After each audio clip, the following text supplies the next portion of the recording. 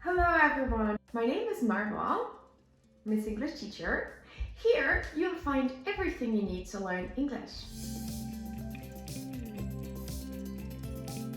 In today's video, you will learn alternatives to but.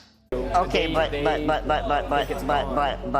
Before we get started, make sure to hit the like button and subscribe to our channel.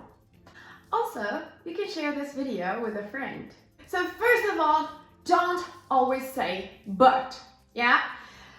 Well, but has got different uses, and based on those different uses, we have different synonyms.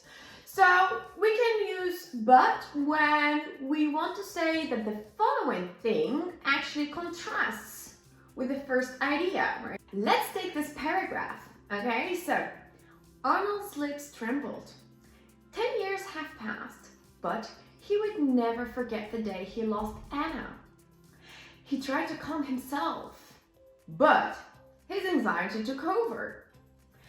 His lungs screamed for air, but nothing could get past the spasm in his throat. If you're writing a piece, this is going to be pretty basic. Let's try to make it fancier. Arnold's lips trembled. 10 years have passed. Dot. However, comma, he would never forget the day he lost Anna. Even though he tried to calm himself, his anxiety took over. His lungs screamed for air, yet nothing could get past his spasm in his throat.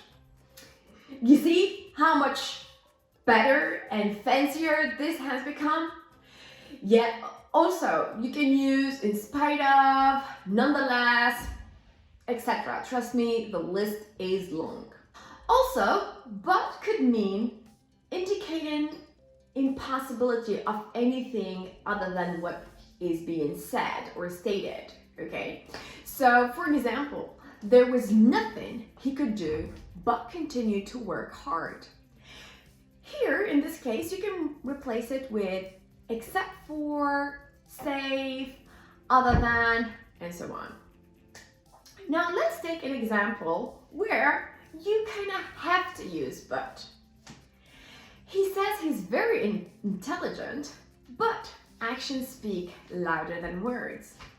Now this is rather idiomatic way of using but. So here, it's much better to keep the but, especially if there's a cliche added to it. Okay, so yes, please try to replace your but with fancier word depending on your needs, like synonyms, especially if you use but more than one time in 3 minutes. No, do not replace but every time you see it. Thank you very much for watching today's video. In my next video, I am reading and explaining to you one of the best books ever, 1984 by George Orwell. So go on, click on it. Follow me, let's go there. Bye!